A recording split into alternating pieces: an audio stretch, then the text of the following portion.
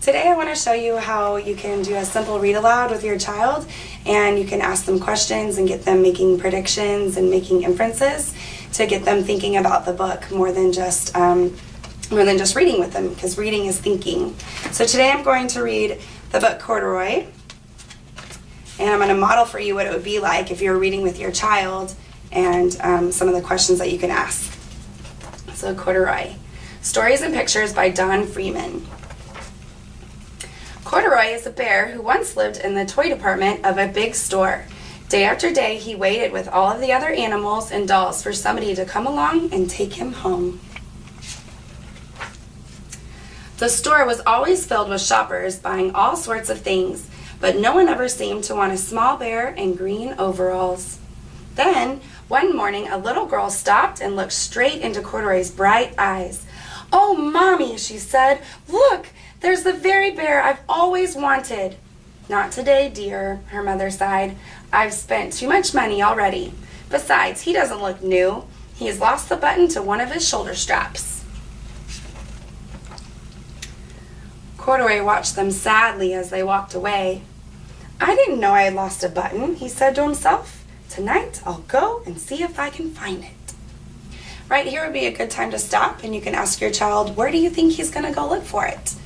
Some of your responses might be somewhere in the mall, and so that would be a good time for you to pull some of your child's prior knowledge of maybe one time that y'all went to the mall, and you could talk about different stores that they've been to and maybe the different places that they would see.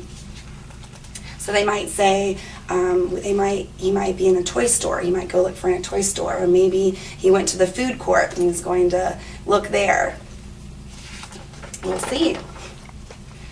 Late that evening, when all of the shoppers had gone and the doors were shut and locked, Corduroy climbed carefully down from his shelf and began searching everywhere on the floor for his lost button.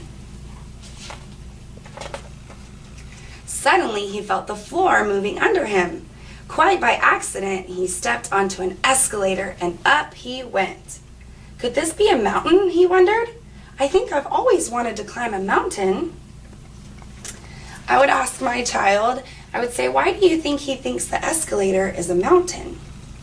Some responses might say because it's going up high or it has an incline, and that would be the right thinking for your child to have. He stepped off the escalator as it reached the next floor, and then before his eyes was a most amazing sight.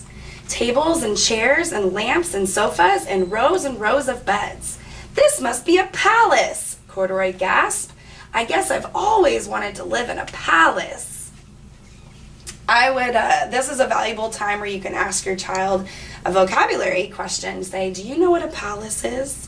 And some of them might tell you that a palace is the White House, and that's where our president lives. Or they might tell you that it's where a king or a queen lives.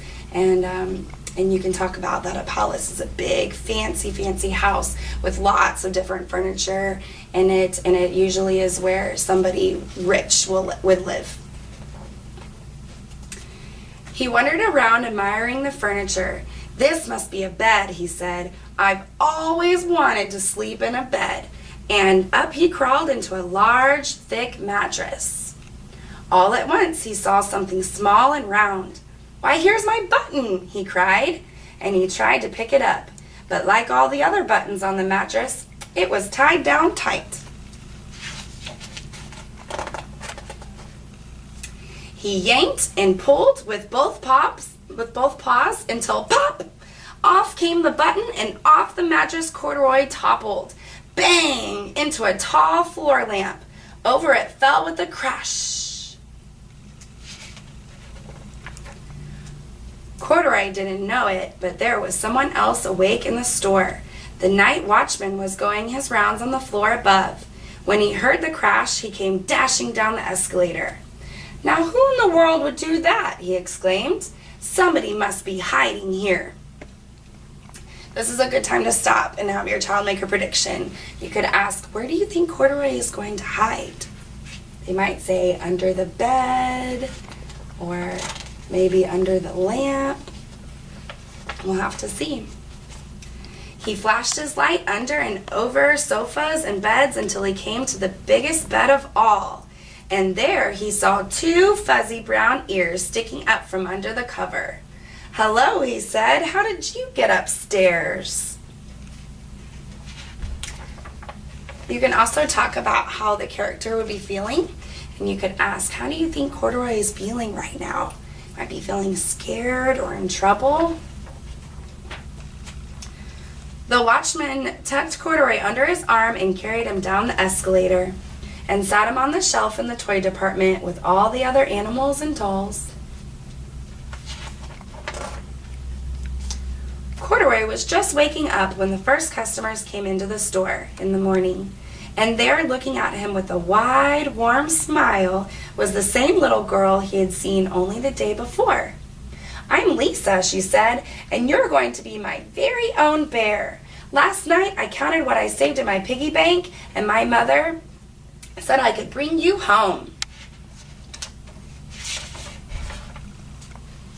"Shall I put him in a box for you?" the sales lady asked. "Oh, no thank you," Lisa answered, and she carried Corduroy home in her arms. She ran all the way up 4 flights of stairs into her family's apartment and straight into her own room. Corduroy blinked. There was a chair and a chest of drawers, and alongside a girl-sized bed stood a little bed just the right size for him. The room was small, nothing like the enormous palace in the department store. "This must be a home," he said. "I know, I've always wanted a home." Lisa sat down with Corduroy on her lap and began to sew a button on his overalls. "I like you the way you are," she said, "but you'll be more comfortable with your shoulder strap fastened." "You must be a friend," said Corduroy. "I've always wanted a friend." "Me too," said Lisa, and gave him a big hug. Now I would ask, how do you think Corduroy is feeling now? He might be feeling love, he might be feeling friendship, and then you can also relate this back to your own child and have them make connections about their own life.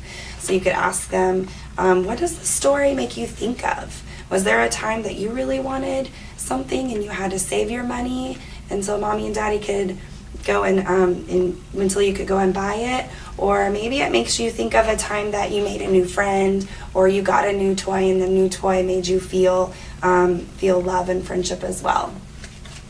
Reading with your child is one of the most important things that you can do, and your child will not only benefit from the time that you're sharing with them, but they'll also benefit from you modeling what a good reader looks like, and also teaching them that reading is thinking. And so when we're reading a story, we're making connections, we're making predictions, we're making inferences, and all of those things go into making what good readers look like.